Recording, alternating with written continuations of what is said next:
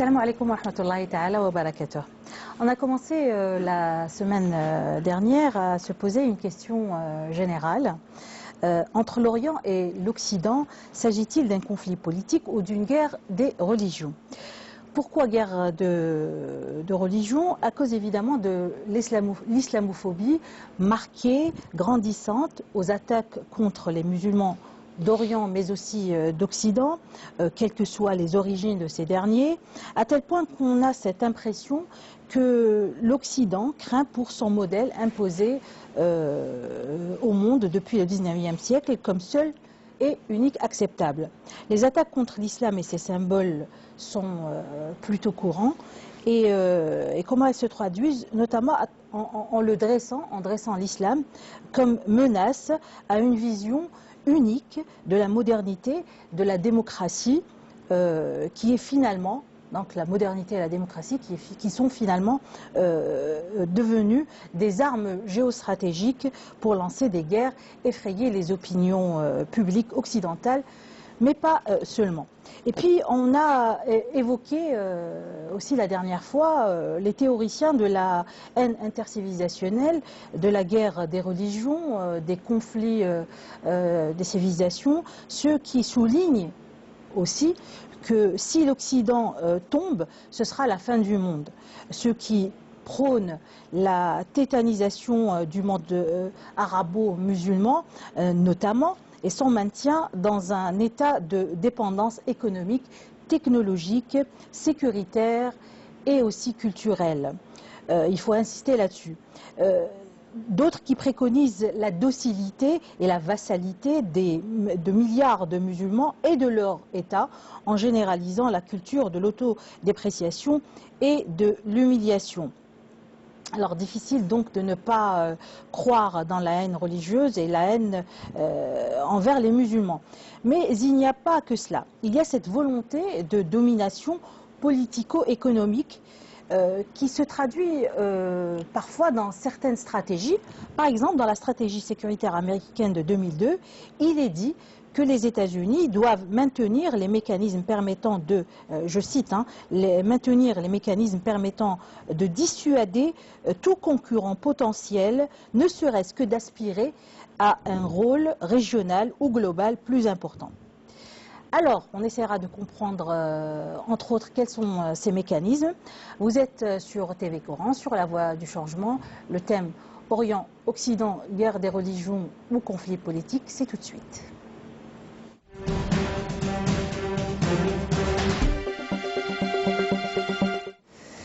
Et avec nous, pour terminer cette discussion qu'on a commencée la semaine dernière, Kamel Cheket,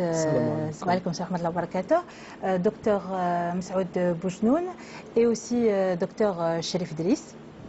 Merci de nous avoir rejoints pour cette soirée. Alors les mécanismes sont nombreux pour essayer de contrôler tout ce monde, et ce n'est pas en 2002 tel qu'il a été dit dans cette stratégie qu'ils ont été élaborés ou que leur application a commencé. Il s'agit notamment d'empêcher une certaine indépendance technologique, économique d'émerger dans les régions arabo-musulmanes, entre autres, parce qu'il s'agit aussi d'évoquer l'ensemble de l'Orient. Il y a cette ambivalence aussi entre le discours occidental, les appels occidentaux à l'émergence de véritables démocraties, d'un développement, mais en réalité, on voit aussi l'Occident aider au maintien de certaines dictatures, voilà, d'une certaine précarité, de la pauvreté, de l'inaccessibilité à certaines ressources, notamment les ressources même des pays, oui. Voilà, des ressources telles que l'eau notamment, l'énergie, et aussi l'amplification et la création de nombreux conflits. Absolument. Alors ma première question est pour vous, Monsieur Cheket.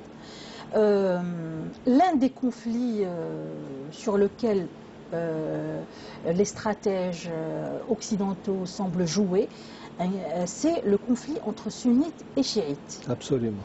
Alors, expliquez-nous justement ce conflit-là avec un visage assez inédit, qui est, c'est vrai, très ancien, mais il prend une allure très inédite. Oui.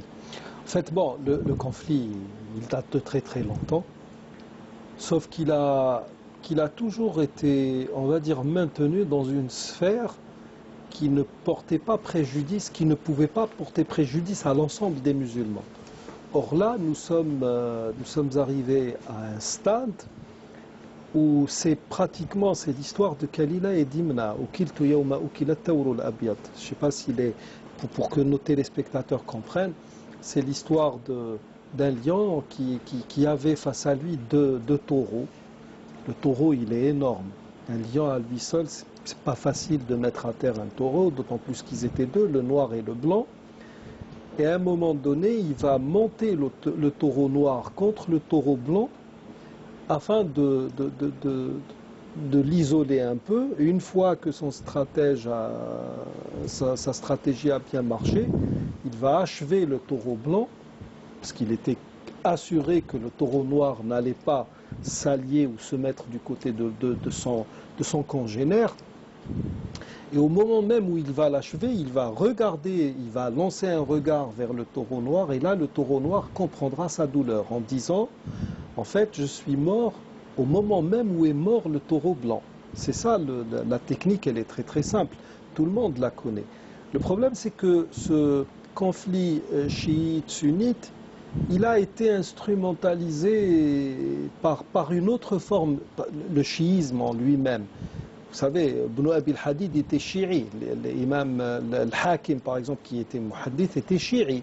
Mais à l'époque, le mot chi'i ne signifiait pas, n'avait pas le même sens qu'aujourd'hui. Un chiite, c'était quelqu'un qui était hostile au pouvoir des Omeyyades, tout simplement.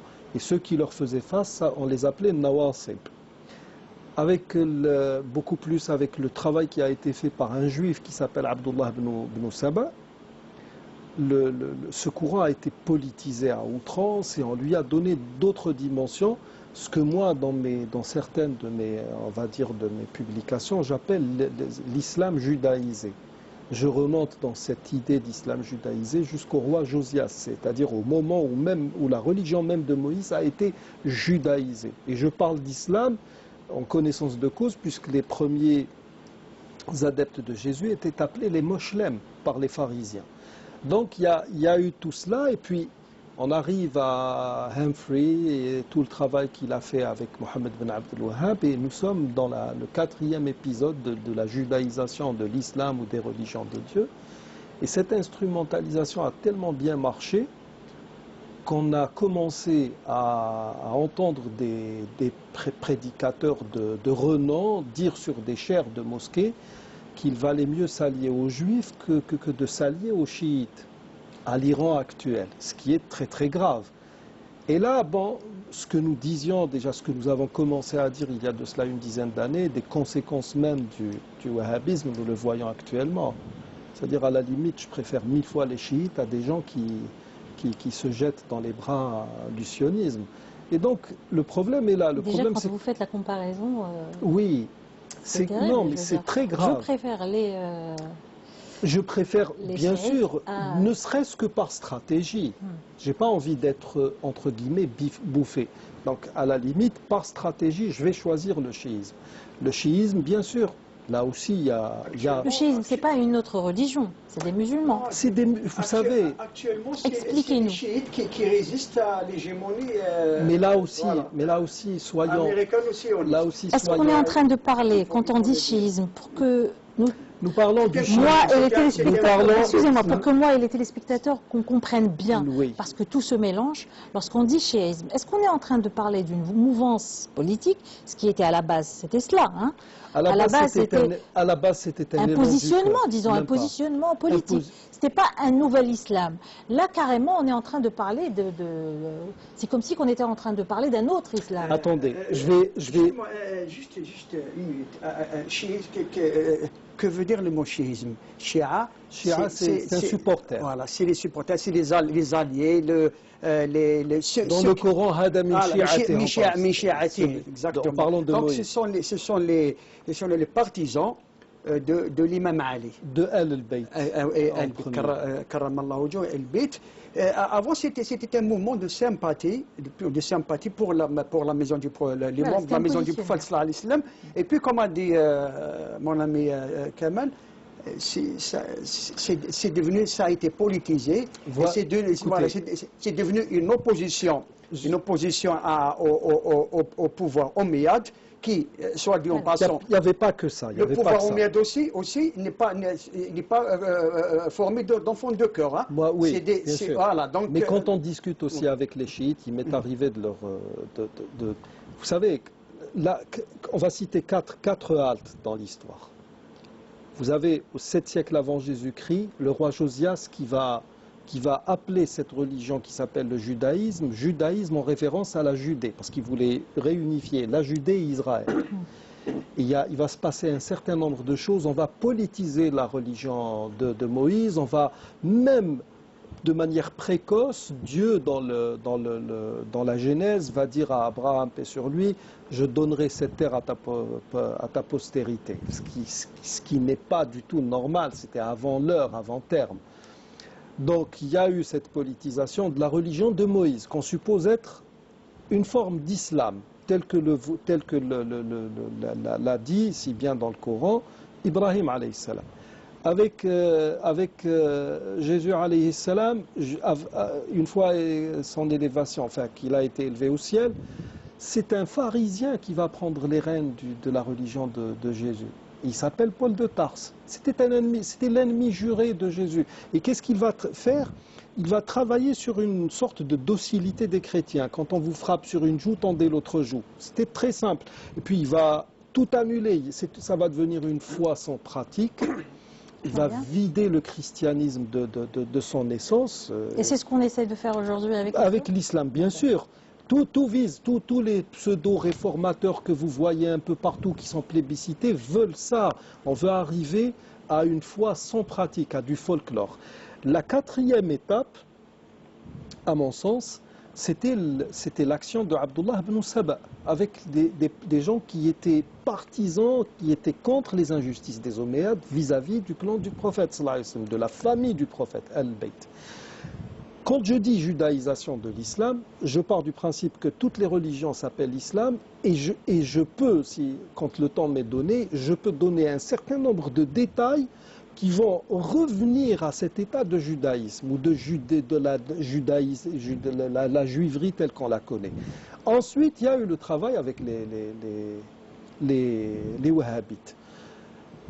Si vous analysez bien, la religion de Moïse est devenue politique à outrance. La religion de Jésus, ça va devenir une religion, on va dire, pratiquement vassale, docile. N'eût été l'action des Romains à un moment donné, et puis tous ces chrétiens qui étaient contre les Juifs, elle n'aurait jamais pris le dessus sur le judaïsme. Une fois, je parlais justement de l'islam al-muhawwad, l'islam judaïsé. Un chiite m'a dit, pourquoi vous dites ça? Parce que ça n'a pas de sens. Je lui ai dit, écoutez, vous passez votre temps à vous lamenter, comme le font les juifs. Toutes vos fêtes religieuses reviennent à des gens qui sont antérieurs au clan du prophète. Le problème a commencé avec Muawiyah, vous l'avez fait remonter jusqu'au premier compagnon du prophète, à noter Omar ibn Khattab et Abu Bakr. Vous préférez le Hussein à Al-Hassan parce que le Hussein était marié à une personne, tout simplement. Donc on est vraiment dans la logique. Les séfarades, on les aime pas dans le judaïsme. Pourquoi? Parce que Séphora, c'est la fille de Jethro. C'est une arabe. Surtout parce qu'il a été assassiné. Hein, donc, non, mais il n'y a pas que ça. Pas uniquement ensuite, on revient. Attendez. Les premiers chiites n'étaient pas des Perses, c'était des Arabes. Oui, mais quand la chose a changé, c'est par la suite que le chiisme s'est transposé en Iran. Ensuite, quand on arrive à nos amis d'aujourd'hui, on commence avec l'excommunication de tout le monde. Ensuite, c'est le Firqa Najia, c'est nous, c'est le peuple élu de Dieu en quelque sorte. Et cette élection, elle doit se faire à un endroit bien précis de la terre. Et puis, vous avez cette idée de... on est dans la logique du péché originel avec le wahhabisme.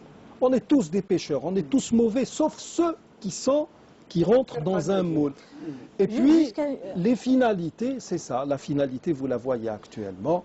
Vous avez des prédicateurs derrière lesquels nous avons fait la prière qui maintenant vous disent Israël est un pays qui aime la paix. Je ne vais pas parler de notre cas, l'Algérie et de nos histoires avec le wahhabisme, etc. Non, ça, c'est pour mais vous donner... vous savez, j'ai l'impression quand même que le wahhabisme n'est plus à la mode parce qu'on essaye de faire émerger à la place, je dirais, je sais pas, on n'a pas le droit de le dire, mais bon, je vais le dire, l'ottomanisme. La Turquie... Tout le monde joue son jeu. On a cette impression, non Oui, mais ça va devenir crucial peut-être en 2023, beaucoup plus prononcé même. Docteur Driss. Enfin, c'est-à-dire qu'il y a plusieurs aspects dans cette problématique qui est complexe. C'est-à-dire quand on parle, est-ce une guerre de religion, est-ce un problème de référentiel, de doctrine et tout ce qui s'ensuit. Mais il faut prendre le problème dans sa globalité. Aussi bien lorsqu'il s'agit d'entre l'Iran et l'Arabie Saoudite et même la Turquie, il y a ces différentes strates qui s'agrègent l'une dans l'autre. Et il est difficile de dire quelle est la plus déterminante de l'autre. Cette opposition entre chiites et sunnites est-elle consubstantielle? Est-elle primordialiste? C'est-à-dire que c'est la solidarité entre sunnites contre clan chiites? Ou bien y a-t-il une instrumentalisation politique? Je suis plus enclin à privilégier la thèse d'une certaine instrumentalisation politique pour les raisons suivantes. La première, c'est que quand on parle de l'Iran, les chiites, généralement, les Iraniens, pardon, quand ils essaient de se déployer à l'international, quand ils ont une certaine représentation de ce qui est le rôle de l'Iran et ce qui pourrait être le rôle de l'Iran, ils inscrivent ça dans le temps long de l'histoire, à savoir l'Empire perse. En termes d'intérêt national, d'enjeux stratégiques, les Iraniens se pensent en tant que Perses avant d'être des chiites. J'irai même plus loin quand on parle du programme nucléaire iranien. Il ne date pas depuis la révolution islamique, il date depuis l'époque de Shah Pahlavi. Et certains même disent que l'une des raisons qui a fait que Shah Reza Pahlavi a été renversé, c'est qu'il avait des ambitions pour l'Iran et ayant franchi la ligne rouge, le Rubicon, à savoir faire de l'Iran puissance nucléaire, l'Occident ne lui a jamais pardonné ça. C'est pour ça qu'il a laissé faire, il a laissé Khomeini et la révolution, ce qui s'est passé. Mais il y a eu entre-temps l'arrivée de Mossadegh. Il y avait Mossadegh, bien entendu, mais il y avait Mossadegh, il y avait le coup d'État, mais je pense avec... Et l'Ayatollah Khashoggi qui était... Finalement, on n'a pas laissé l'émergence d'une véritable démocratie. Non, on n'a jamais... L'arrivée des Khomeini. Tout à fait, non, c'est-à-dire qu'il faut savoir que les Iraniens, c'est-à-dire que pour eux, il y a une certaine continuité, quel que soit le régime. C'est-à-dire que la grandeur de l'Empire perse, c'est-à-dire que dans la région, dans l'arène géopolitique dans laquelle est situé l'Iran, c'est-à-dire qu'il y a des rapports de force, une certaine continuité d'une certaine logique historique qui a commencé des dizaines de siècles auparavant. Donc quand il se pense, c'est-à-dire qu'on dit quel est le rôle de l'Iran, ce n'est pas l'Iran chiite, c'est l'Iran perse. C'est-à-dire qu'en tant qu'empire perse, face à des adversaires et à des ennemis. Donc il y a cet aspect politique, il y a cet aspect géostratégique qui est très important, auquel s'agrège une autre strate, c'est la dimension économique, je dirais même géoéconomique. Avec, nous avons en face de nous deux grands producteurs d'hydrocarbures de pétrole. Il y a leur localisation au carrefour, ce qu'on appelle de routes qui assurent la sécurité énergétique, le contrôle des détroits. Et en plus de ça, c'est que la complexité des relations internationales depuis ces 25 dernières années. C'est qu'il y a une multiplicité d'acteurs, il y a une multiplicité de foyers de tension qui fait que l'Iran, aussi bien l'Iran que l'Arabie Saoudite, se voit au milieu d'un contexte géopolitique qui est chrysogène, des multiplicités de foyers de tension en allant de l'Irak vers l'Afghanistan, en passant par la Syrie et le Liban, ce qui fait qu'un pays comme l'Iran se retrouve à bon an, mal an, au cœur de ce qu'on appelle cette rivalité géopolitique, et lui se dit qu'il est temps pour moi de me positionner, d'affirmer en tant que puissance régionale, même si je dois jouer sur la fibre religieuse. Donc c'est la raison pour laquelle, moi je dirais même, je préfère plutôt parler d'une certaine logique instrumentale de la dimension religieuse, qui se décline notamment dans certains discours. On essaye de peser sur les clivages religieux, justement. Tout à fait. Si on peut dire clivage. Hein, non, quand dans on la voit même par religion. exemple les Iraniens, ils essaient de défendre leur influence, pas uniquement dans le Moyen-Orient, en Asie centrale. Oui. Il y a des républiques islamiques où il y a les chiites qui sont en Azerbaïdjan, au Kazakhstan, au Tadjikistan. On a cité, peut-être que M. Cheket a cité l'Iran et l'Arabie Saoudite parce que, disons, pratiquement c'est...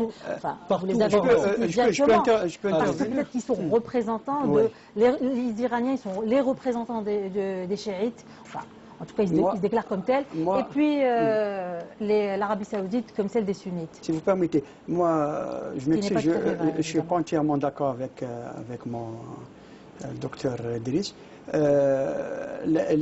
Avant que l'Iran, avant la révolution de l'imam Khomeini, du temps du Shah Pahlavi, les relations étaient au beau fixe entre les pays du Golfe et l'Iran. L'Iran qui se proclamait, au contraire, c'était à l'époque du Shah Pahlavi que l'Iran voulait faire apparaître son histoire persane. D'ailleurs, si je me souviens, un anniversaire du royaume de la monarchie Pahlavi, c'était sous le signe du roi Cyrus, l'ancien roi perse qui...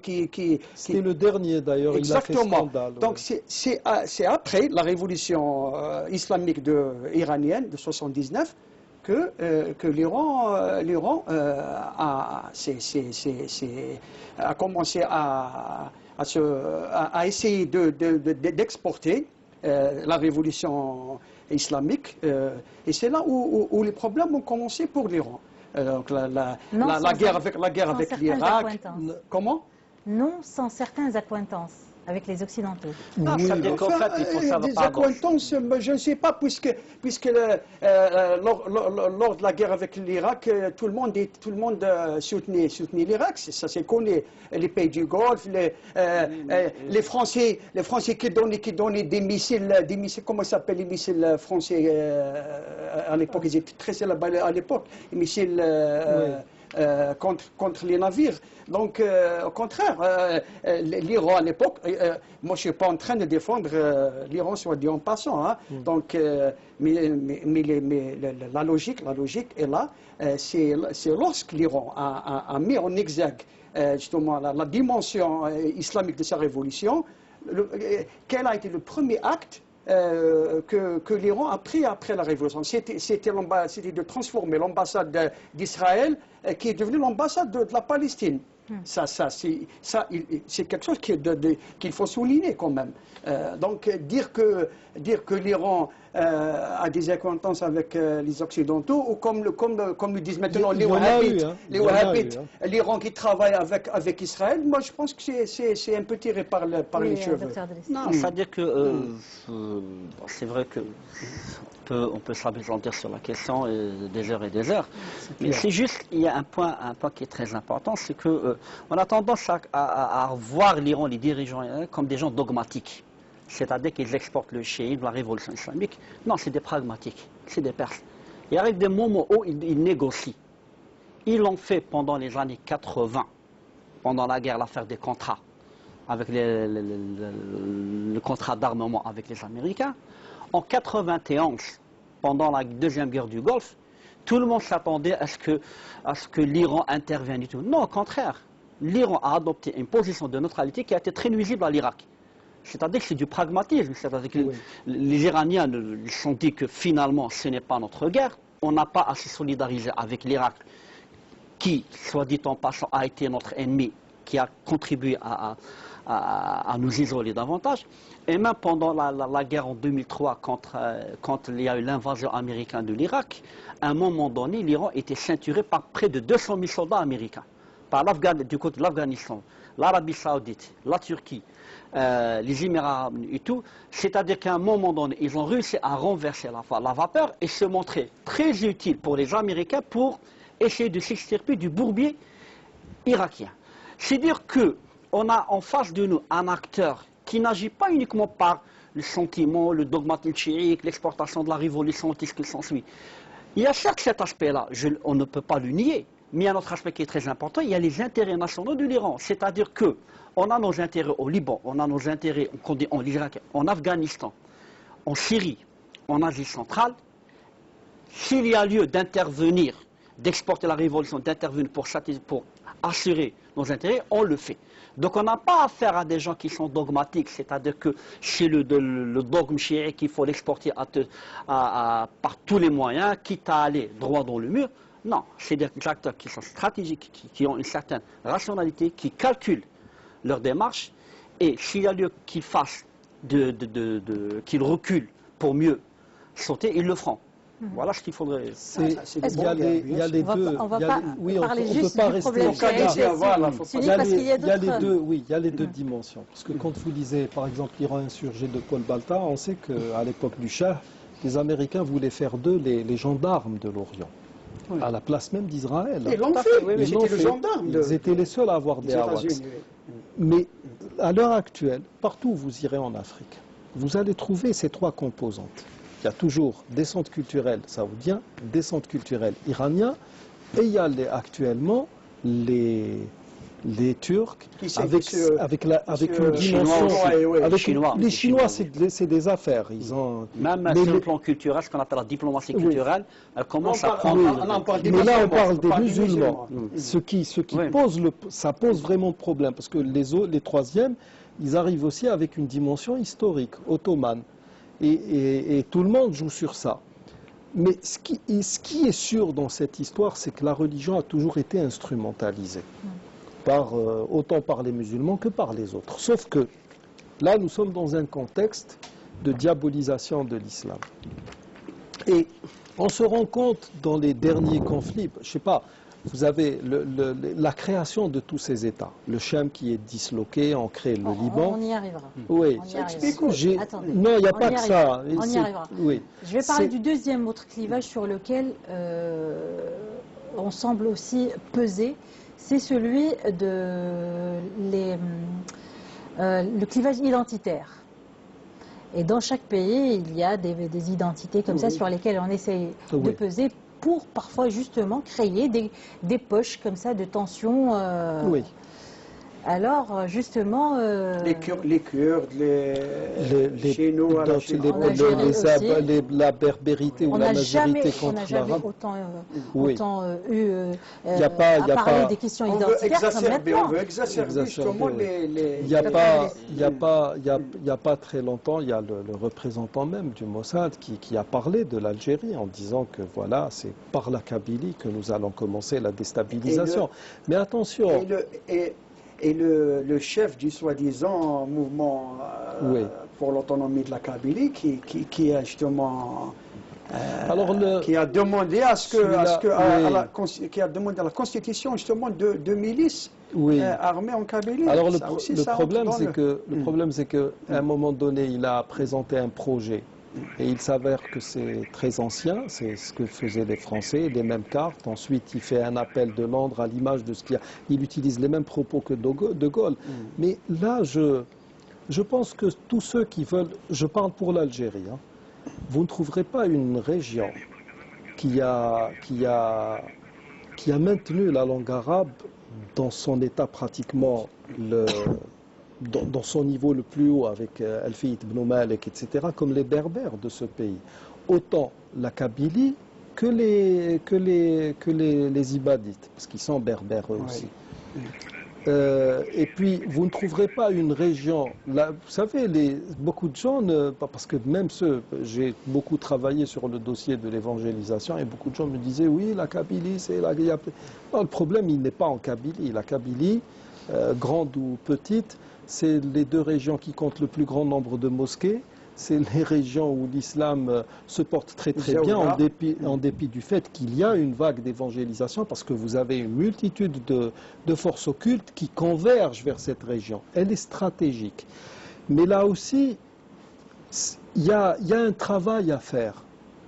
Qu'a fait le pôle religieux pour que ceux qui sont affiliés à tous ces mouvements dits d'autonomie, de sécession et de je ne sais quoi, comprennent ou aient une réelle idée de la dimension historique de cette berbérité qui a embrassé l'islam, qui a ensuite propagé l'islam, etc. Rien n'est fait. Donc il y a beaucoup de travail à faire. C'est ça le problème. Mais ce qui est sûr, c'est que quand vous étudiez le plan Odette-Inon, par exemple, vous allez vous rendre compte que tout ce qui a été programmé a plus ou moins bien marché. Pourquoi? Parce qu'il y a toujours eu des traîtres dans les nations musulmanes, des gens qui travaillaient pour ces forces occidentales, ou dites occidentales, ou judéo-chrétiennes tout simplement. Et c'est comme ça qu'on a pu disloquer des pays entiers. Du temps de Laurence d'Arabie déjà. Oui, mais même bien avant cela, si vous remontez aux croisades elles-mêmes, vous allez vous rendre compte que l'intérêt primaire était d'ordre économique. Il n'y avait rien de religieux là-dedans. Et ça, nous pouvons le démontrer en temps opportun. Comme vous le disiez, on instrumentalise la religion. Est-ce qu'il s'agit en fait en créant tous ces poches de conflit, en pesant sur tous ces clivages et ces velléités, est-ce qu'il s'agit en fait, est-ce qu'il y a une volonté de désagréger les États arabes? En fait, il y a des années on a l'impression, excusez-moi, on a l'impression que tout va vite. Ce qui était valable il y a peut-être 2 ans ou 3 ans n'est plus valable aujourd'hui. On ne sait plus comment il faut observer tous ces conflits, toutes ces crises. C'est-à-dire quand on parle de ces crises identitaires, ces particularités, on a tendance parfois à parler avec obsession de dire que c'est le propre uniquement du monde arabe, la région du Moyen-Orient. Non. C'est un phénomène mondial. Il y a même, il y a quelques années de ça, un des auteurs, j'ai oublié le titre de son livre, qui disait qu'on vit une retribalisation du monde. C'est-à-dire c'est particulier, ce n'est pas le propre des sociétés arabo-musulmanes. Oui. Les pays européens vivent cette crise identitaire, ce qu'on appelle c'est des velléités d'autonomie. Prenons le cas de la Catalogne. Oui. Prenons le cas de l'Écosse. Il y a même en France avec les Basques. Il y a les Basques, il y a les Occitans, il y a les Celtes, il y a tout ce qui sont sauf que ça ne prend pas la dimension que ça prend dans les pays arabo-musulmans.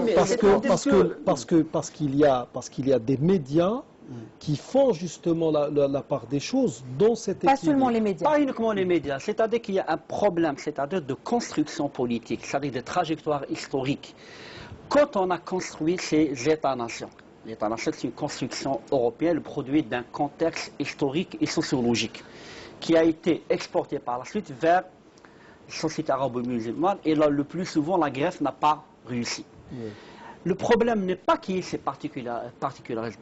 Le problème, c'est quand on n'arrive pas à inscrire ces particularismes dans le cadre d'un projet national, dans le cadre d'une certaine ingénierie sociale, une ingénierie politique, dans le cadre d'un projet de société, un projet d'État. Il se trouve que les sociétés occidentales ont, tant bien que mal, réussi. Cela ne veut pas dire qu'il n'y a pas de problème. Cela ne veut pas dire que ces particularismes risque de ne pas ressurgir et devenir des problèmes. Cela s'est passé pendant les années 90 dans les Balkans. Souvenons-nous, les Balkans, en Yougoslavie, ce n'est pas loin. Dans les sociétés arabo-musulmanes, c'est que il y avait des pays qui étaient colonisés et des pays qui étaient sous protectorat. Au lendemain des indépendances, on a voulu imposer un certain modèle d'État jacobin, centralisateur, vertical, qui est un modèle unanimiste qui brime ses particularismes. En disant que, voilà, finalement, il n'y aura pas de particularisme, il n'y a qu'une certaine pensée unanimiste. Les gens doivent parler telle langue, doivent penser de cette manière et doivent agir de cette manière. Il y a un projet, une certaine façon de voir les choses.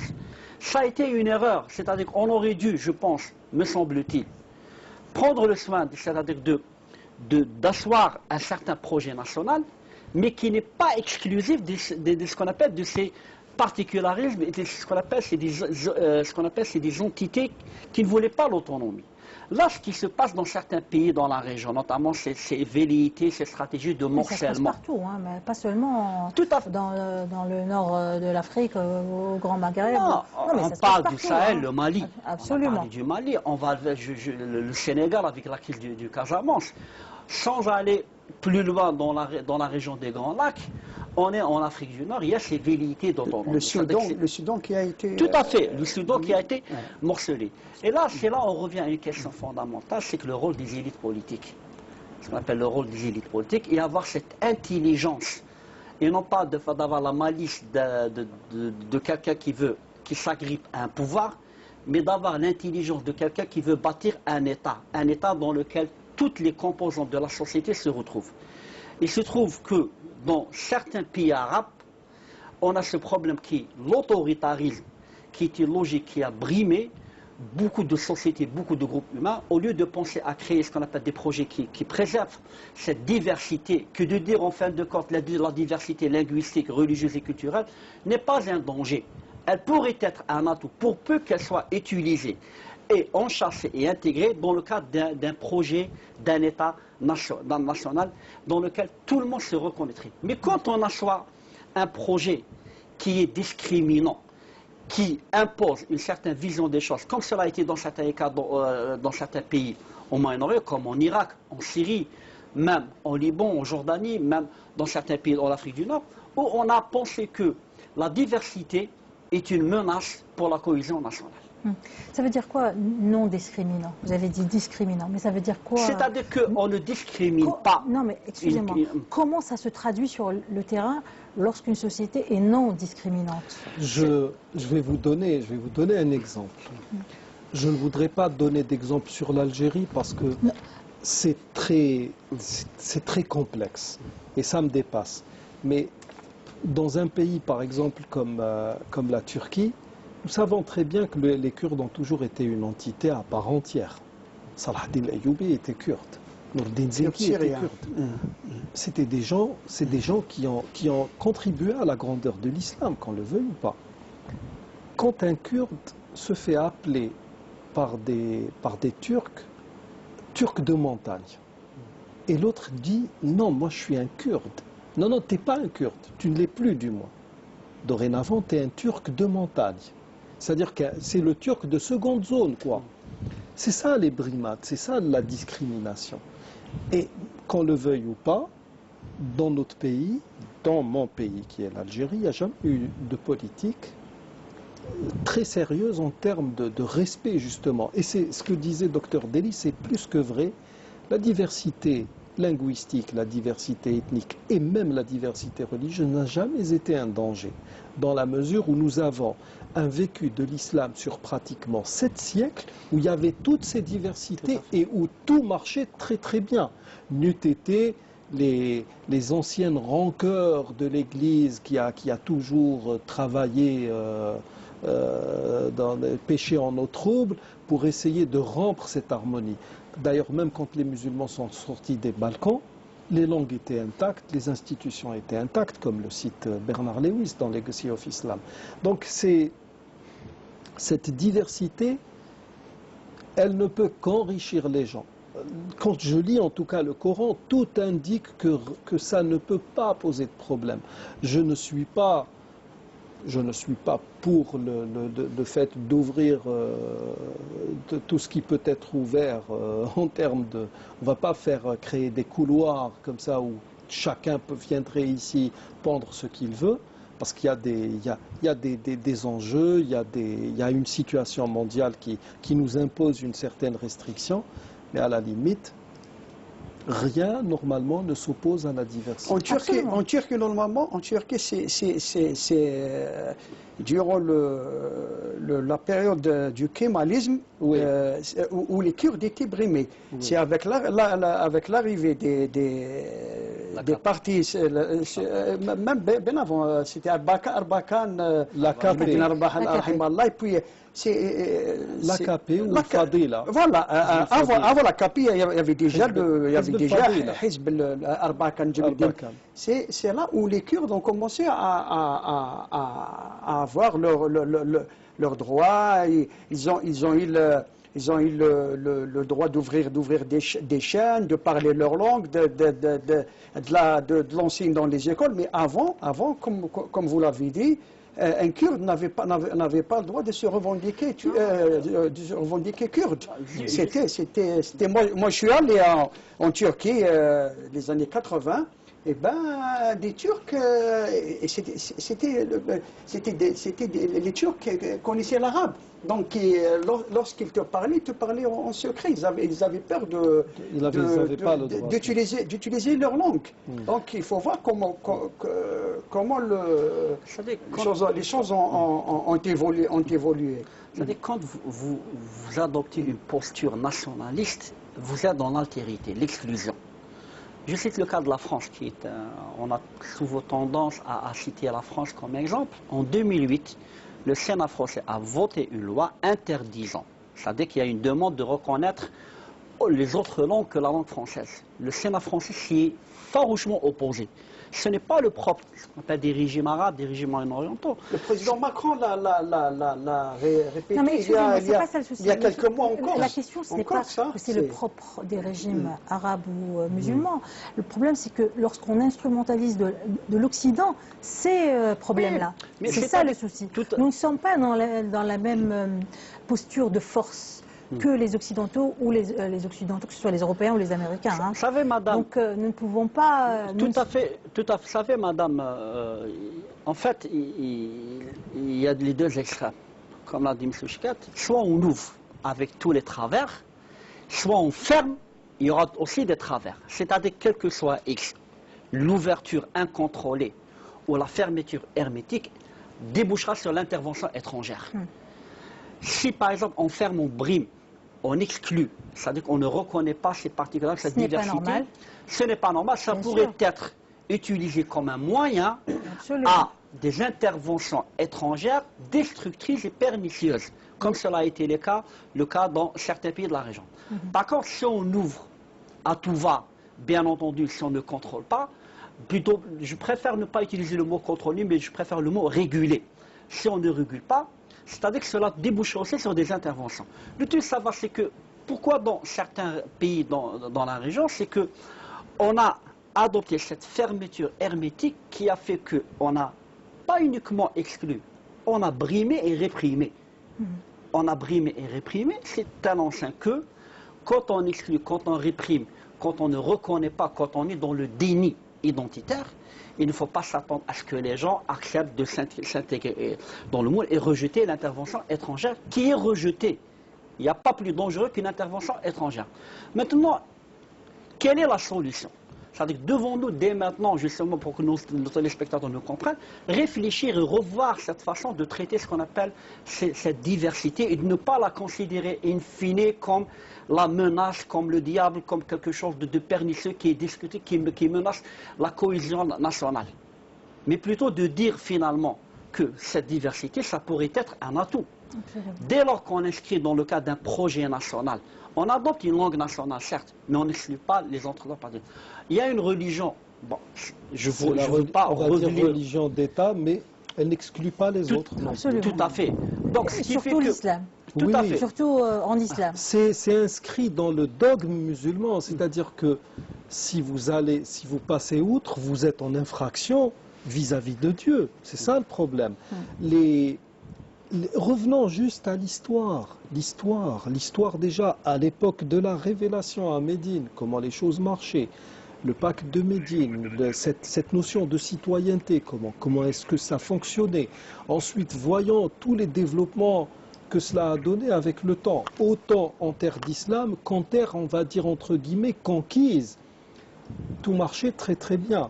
Et là, vous avez à l'image de ce qui a été fait par Sykes-Picot par exemple, vous avez des judéo-chrétiens, c'est un non-sens, qui vont jouer justement sur toutes ces velléités, sur tous ces contrastes et vont créer justement des zones de trouble.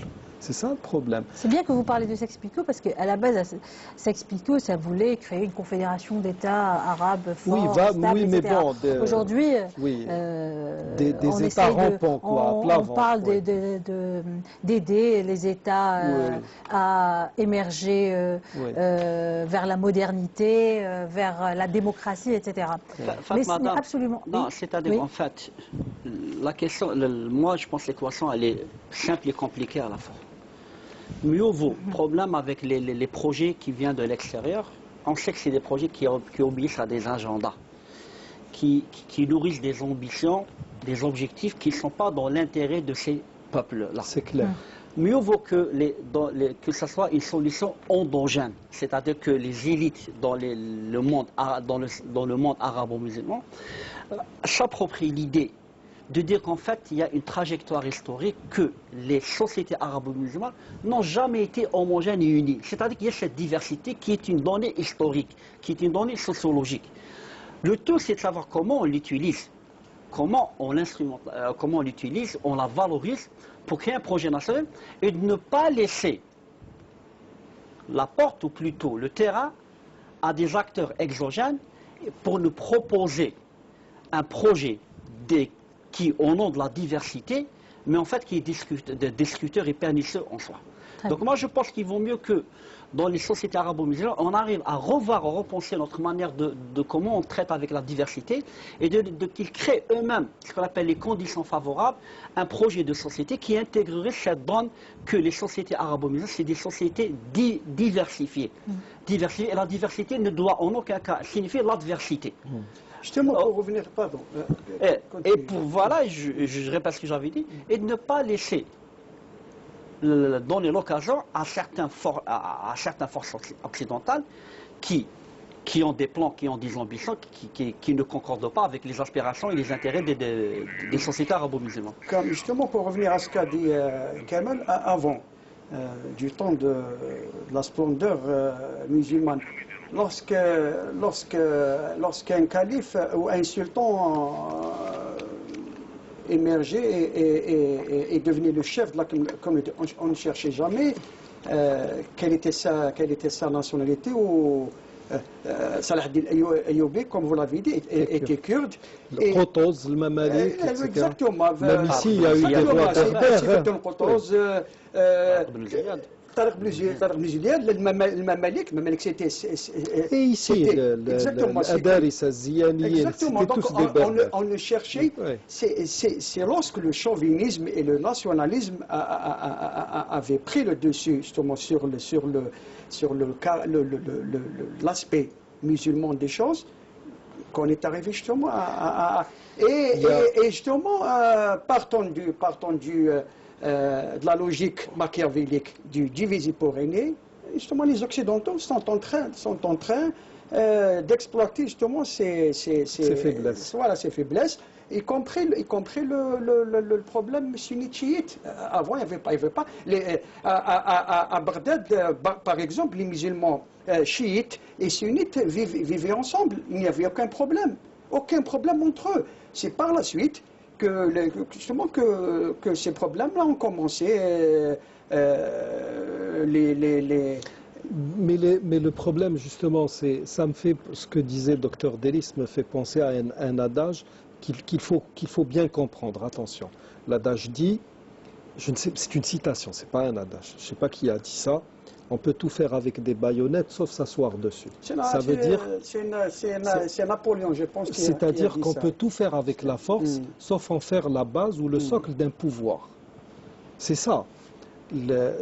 Quand il y a eu. Je discutais une fois avec Cheikh Gahar, qui était l'un de mes maîtres, et on discutait comme ça. Je disais, pour certains pays, par moments, je les envie avec leur tenue, etc. Je parlais du Maroc.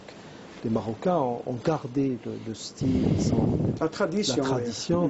Et il m'a dit, c'est ça le fléau des pays arabes. Il m'a dit, j'ai visité tous les pays quand ils étaient royaumes, et je les ai revisités quand ils sont devenus républiques. Les républiques, avec ces pouvoirs dictatoriaux, ont tout cassé. Ils ont causé une rupture avec l'histoire, et c'est ça, c'est-à-dire qu'on a muselé, le chiisme n'avait pas de problème avec les sunnites jusqu'à ce que les baptistes arrivent au pouvoir.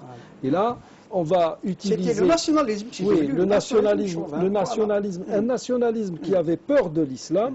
Donc on va jouer sur l'arabisme ou le panarabisme, et à partir de là, bon, allez, on va donner tout ce qui se rapporte à l'islam, on va l'arabiser. On sait très bien qui est-ce qui a été à l'origine de l'émergence. Et c'est le baptisme justement qui a brimé les Kurdes, hein. Oui. Ça, il faut le dire. Oui. Sinon, avant, il y avait des pas de Kurdes problème. jouissaient de tous leurs droits dans les pays Et arabes. là, Sans je aucun voudrais problème. revenir juste, une fois, on m'a posé une question, on m'a dit, voilà, ce que je parlais d'un prêtre, d'un ecclésiaste de France qui m'a dit, vous venez chez nous, vous prêchez l'islam, et vous ne voulez pas que nous venions chez vous pour en faire de même. Je lui ai dit oui. Il m'a dit, et vous le dites en plus? J'ai dit oui. Parce que j'ai des raisons qui me poussent à le dire. Moi, quand je vais dans des pays occidentaux, déjà je prêche pour des convertis dans des mosquées, dans des centres islamiques ou dans des salles louées par des musulmans. S'il y a des étrangers qui viennent, tant mieux. S'ils ne viennent pas, ça ne nous pose pas de problème. Et quand nous entrons chez vous, nous n'avons aucune intention de déstabiliser, de faire des problèmes. Vous êtes les éclaireurs d'un néocolonialisme. Vous venez chez nous, vous causez des troubles, et puis vous venez avec votre Bible dans la main droite et le bout de pain dans la main gauche. Vous ne faites... C'est de l'anti-jeu en quelque sorte. Après cela, il y a quelqu'un qui était avec nous qui m'a dit, mais attends, il y a des chrétiens, par exemple, ici en Algérie. La religion, est-ce qu'elle permet la construction d'églises? Je lui ai dit, à la limite, oui, si c'est eux qui la construisent. Il m'a dit, et s'ils devaient utiliser de l'argent de l'État? Je lui ai dit, c'est à l'État de prendre la décision. C'est-à-dire que nous ne sommes pas dans un point qui est religieusement strict. Mais le problème, c'est que les fatwas, attendez. L'église de la basilique de Saint-Augustin, oui. elle a été financée par l'État. Par l'État. Le problème, c'est que les fatwas qui arrivaient à l'époque, et celui qui me parlait, il me disait, oui, mais non, Cheikh Foulan, ils ont dit, la haram, la yajouz, etc. Je lui ai dit, écoute, ces gens-là, ils nous envoient des fatwas qui font beaucoup plus le bonheur des judéo-chrétiens, parce que ça va nous faire paraître comme des oppresseurs.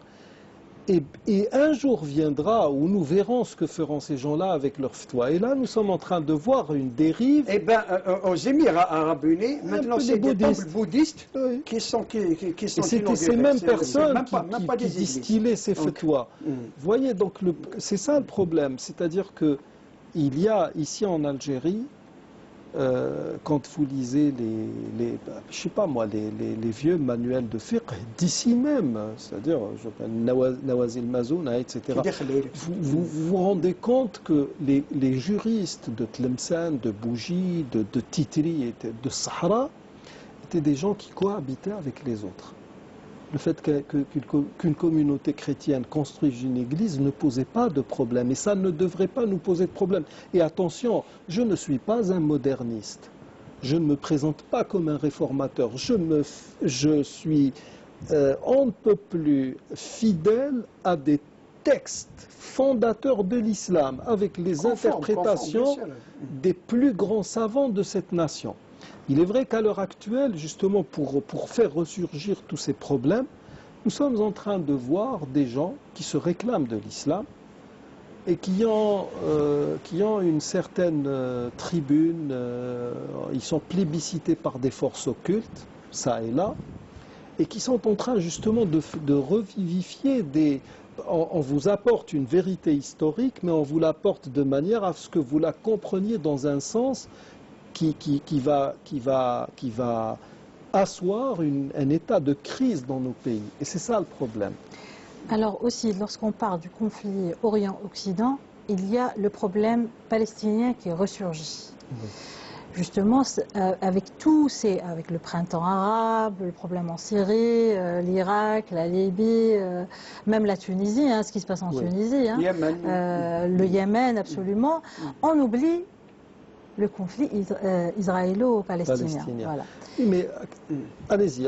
On va donner la parole à que c'est le fond du problème au Proche-Orient. C'est le problème palestinien. Tant qu'il n'a pas été réglé. Je suis obligée. On reprendra tout de suite après Aden Laïcha. حان موعد أذان صلاة العشاء. الله أكبر الله أكبر أشهد أن لا إله إلا الله أشهد أن لا إله إلا الله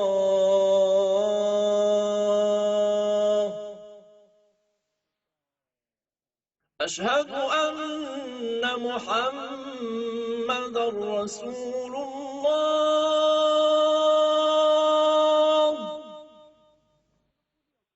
أشهد أن محمدا رسول الله حي على الصلاة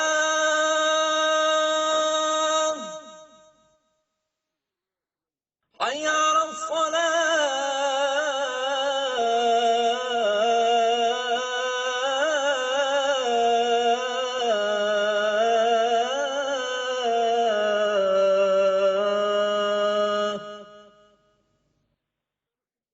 حي على الفلاح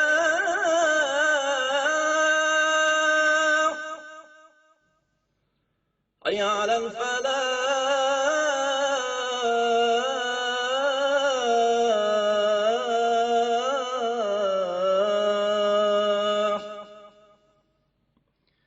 الله أكبر الله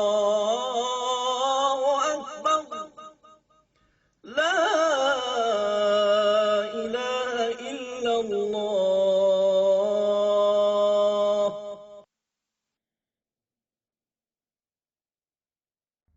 اللهم رب هذه الدعوة التامة والصلاة القائمة آتي سيدنا محمدا الوسيلة والفضيلة وابعثه مقاما محمودا الذي وعدته.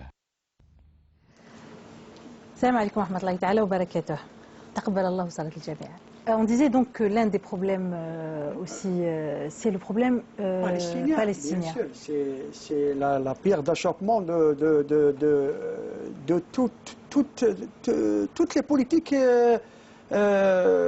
disons, de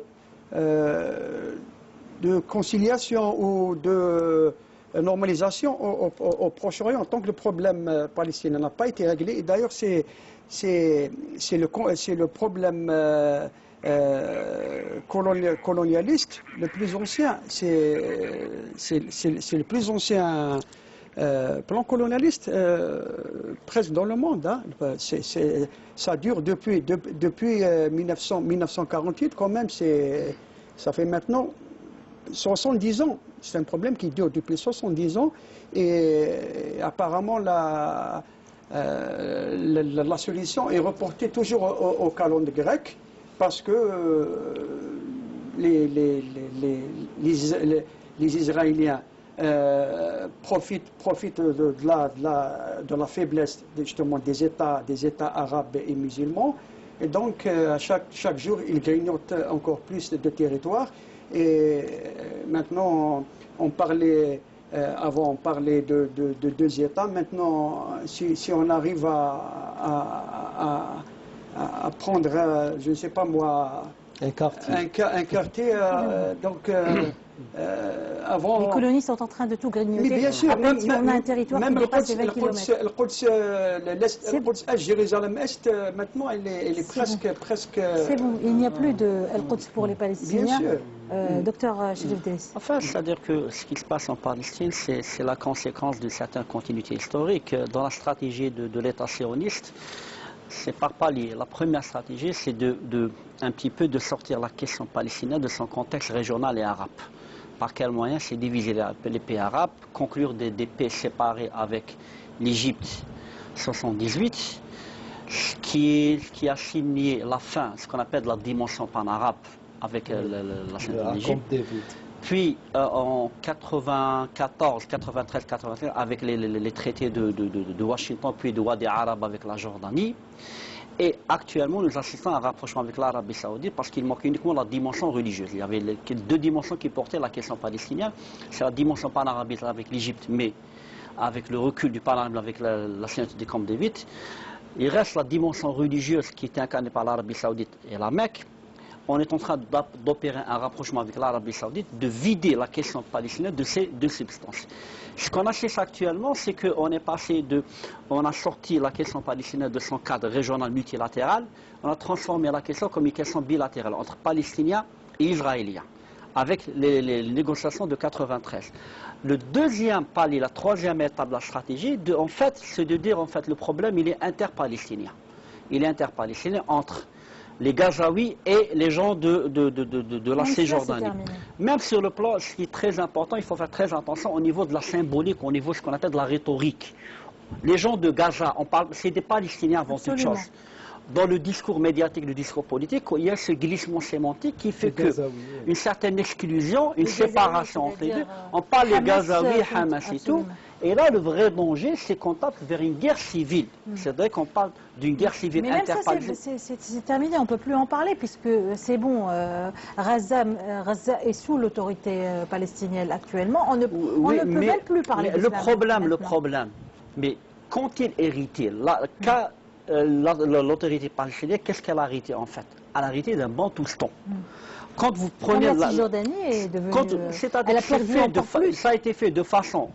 On a isolé Gaza de la Cisjordanie et on a les a ceinturés par des plantations. Et maintenant on est en train de construire il y aura le lancement d'une très très grande colonie. Tout à fait. Pour l'année prochaine. Mais fait aggravant. Ce qui m'arrive à ajouter la quatrième dimension, c'est que les révoltes arabes depuis 2011 ont relégué la question palestinienne, non pas en second plan, mais au troisième, quatrième. Tout à fait. C'est-à-dire qu'on a fait en sorte que, avec Daesh, les foyers de tension au Yémen, en Syrie, au Liban, en Libye, l'instabilité, la stabilité précaire en Tunisie. On a fait même les attaques contre l'islam. Tout à fait. C'est que même on est en train d'orienter, de faire en sorte en fait, transformer la logique de fracture entre Palestiniens et Israéliens, entre Palestiniens et pays arabes. Faire retourner les pays arabes contre les Palestiniens. Faire en sorte que les régimes arabes fassent pression pour les Palestiniens d'accepter la soumission. Entre guillemets, une paix au rabais. Parce que ce n'est même plus une paix au rabais, puisque maintenant la proposition de Trump, c'est pour le coup du siècle, les négociations qu'il a appelées le coup du siècle, c'est de discuter sur un plan strictement humanitaire. Lorsqu'il les a appelés justement maintenant à discuter, lorsqu'il a appelé Israéliens et Palestiniens à discuter, et maintenant Abou Mazen a refusé justement d'aller à la table de négociation, ce qui est tout à fait logique. Après l'installation de l'ambassade. Et que d'ailleurs maintenant les Palestiniens demandent à revenir à 48. Ne plus parler de... Là, le problème, à un moment donné, c'est que même ce qu'on appelle le seuil des attentes des revendications, c'est qu'ils ont fait en sorte qu'avec toute la conjugaison de tous ces paramètres, ces évolutions, de faire en sorte que les Palestiniens reviennent à des postures très très très minimalistes. Ce n'est pas demander revenir aux actes de 48, non pas demander revenir au traité de 67, les résolutions 242 et autres, mais non, c'est de dire finalement, donnez-nous ce que vous voulez, un État viable selon vous, c'est-à-dire un État vidé de l'une des fonctions régaliennes les plus importantes, à savoir l'usage monopole de la violence, à savoir disposer d'une armée et d'une police, quoique une police, c'est-à-dire que réduite à sa portion congrue. Donc, obliger les Palestiniens à s'entretuer entre eux, il y a ces tiraillements, et faire en sorte qu'à la fin, donnez-nous ce que vous voulez, quitte à ce qu'on est prêt à les faire croire que la paix, plutôt un État palestinien, il est impensable, c'est un vœu pieux, et quitte à ce que demain on leur propose une terre de rechange. C'est ça le projet apparemment, puisqu'il semblerait que le projet c'est de faire palestino-jordanien, une sorte de... une confédération palestino-jordanienne avec Abu Dis. Oui, mais là, ce qui aggrave la question, c'est que le problème, si ça doit se faire avec les Jordaniens, n'oublions pas que plus de 60%, 50% de la population jordanienne, elle est palestinienne. Palestinienne déjà. C'est-à-dire qu'avec le problème que connaît la Jordanie, si ils doivent aller vers une confédération, ça va être une bombe à retardement. Absolument. Donc voilà, on ne sait pas C'est maintenant quels sont... un autre conflit qu'on est en train de Oui. faire émerger. Le problème, c'est que derrière tout cela, vous trouverez toujours des intérêts économiques. À Gaza, il y a du pétrole actuellement. Bien gaz sûr, aussi. il y a toute la région du le Léviathan. problème de la Syrie, c'est aussi un problème de gaz. Oui. Quelque chose. D'ailleurs, juste pour une question de chiffres, dans la région Afrique, Moyen-Orient, Afrique du Nord, cette région-là contient près de 50% des réserves prouvées de pétrole et près de un petit peu plus de 47% de réserves prouvées de gaz naturel du monde. Hein. Oui. Donc, Et donc c'est toujours ça. Vous savez, lisez, remontez un peu plus haut. C'est pour ça que moi, qu'est-ce que je préconise, du moins dans le travail que je fais au quotidien. Premièrement, je ne parle plus de dialogue interconfessionnel, c'est une utopie. Les bouddhistes sont des gens bien, mais les musulmans sont très maltraités en Inde. Hein. C'est vraiment... Et on n'en parle pas parce que le sujet n'est pas connu. Il faut réactiver le dialogue islamo-chrétien avec de vrais chrétiens. Pas des églises New Age avec beaucoup d'argent qui travaillent justement pour l'hégémonie des États-Unis. Ça d'une part. D'un autre côté, la question palestinienne est une question de bon droit et elle ne peut prendre sa réelle dimension qu'en réintégrant justement l'aspect religieux. Parce qu'elle est, c'est grâce au messianisme que le sionisme, justement, le sionisme est athée dans son essence. Les évangélistes, Mais ils ont justement joué sur la dimension religieuse pour pouvoir justement faire leur travail. Donc il y a tout cela, mais il y a aussi, que les gens le veuillent ou non, nous sommes dans justement la dimension historique. Moi, actuellement, je vois des gens qui me disent « Oui, les Palestiniens, finalement, ils ne nous causent que des tracas. » Écoutez, vos ancêtres n'ont atteint des sommets que grâce à l'islam. Maintenant, ceux d'entre vous qui veulent changer, ben allez vers vos maîtres, vos nouveaux maîtres, et changez là-bas. N'essayez pas de nous changer. Le problème, c'est que, vous savez, l'occidental, il est comme ça. Il vous voit avec vos vêtements, il a envie que vous changiez vos vêtements pour rentrer dans un moule. Sauf que même si vous le faites, lui ne changera jamais de mentalité. C'est-à-dire qu'il y a plusieurs paliers qui vont justifier la haine de l'autre. Alors, un premier temps, il y a plusieurs paliers de soumission. Oui, non, mais attendez. Au début, on vous parle de... Il y a des hommes de religion. 30 secondes, je vais vous donner chacun une minute. Justement, il y a des je vais vous donner chacun une minute. 30 secondes, il vous reste 30 secondes. Attendez, on va jouer sur la dimension religieuse. Une fois qu'elle n'existera plus, il restera toujours le problème de la race. Elle existera toujours. On peut pas. Supposons que l'on construise des gens comme ces gens qui sont en train de parler de réforme dans le monde musulman ou non. C'est-à-dire même si on va se départir de sa religion, après il y aura le problème de la race qui ne disparaîtra jamais. Alors, entre Occident et Orient, conflit religieux ou problème politique, ou les deux à la fois? Ou c'est vraiment très difficile C'est très difficile d'y répondre, mais généralement, il y a une instrumentalisation de la religion à des fins à la fois économiques, stratégiques et tout. La religion le plus souvent est utilisée comme un paravent pour légitimer une action où il y a des enjeux à la fois économiques, notamment quand on parle de l'énergie, la sécurité énergétique et tout.